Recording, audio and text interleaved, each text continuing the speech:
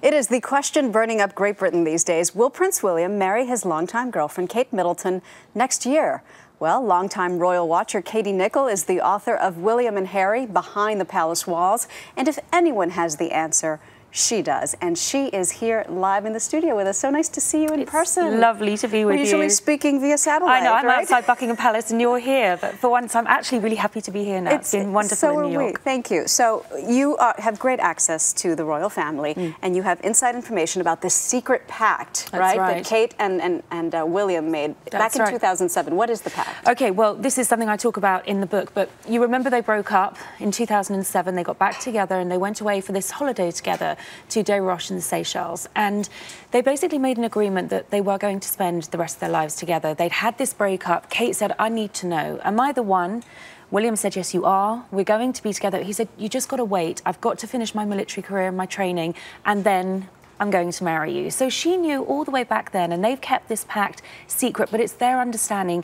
You know, we call her Waity Katie, but actually now we understand why she was so prepared to wait, because she wasn't waiting for nothing. She knew that this was going to happen. So when does he finish his military career? Well, he's now finished. He's fully qualified as a search and rescue pilot, and that's what he's doing at the moment. So the path is clear, and over in Britain we've been watching avidly because so much has been happening that seems to indicate that an announcement is imminent. I mean, I wrote a story about a royal coin that's being made to commemorate the wedding. That's right. Oh. Their Royal Mint are making a coin. And the other weekend, Kate's parents, Carol and Michael, were at Balmoral shooting.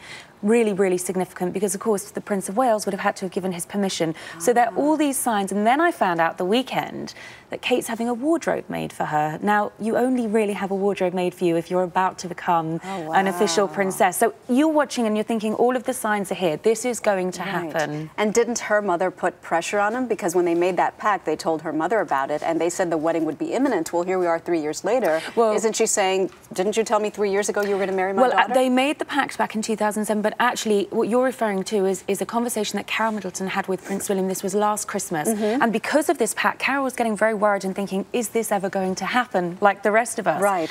And William assured her that it was. And actually, a couple of months later, they were skiing, and William was actually calling Kate's father Dad. That was a reference to this agreement that he'd made. So I think the Middletons are now, they're waiting. They know it's going to happen. And hopefully, the new year, we're going to have a great big royal wedding. And 2011 would be a great year for them to do it, right? His mother would have been 50, and they would have been married 30 years had they stayed married. You're absolutely right, and I think they could have done it in 2012 with the Diamond Jubilee, but actually Diana's going to be so prescient in 2011. There are films being made of her. It's, I think, William's way of not letting her be forgotten. She can't be here for the biggest day of his life. So this is a way, I think, of him honouring her memory, and I think that's really, really wonderful, actually. You and I have spoken before that they don't want a wedding as big as that. Do you think that it's kind of inevitable? Well, you know, you look at that footage of 1981 and you think, can anything ever match this on this sort of a scale? And I think William and Kate are very different people. They don't want to have a huge wedding. I mean, their friends tell me that what they'd love to do is run off to Scotland and get married very quietly, but it's just not going to happen. It's got to be England.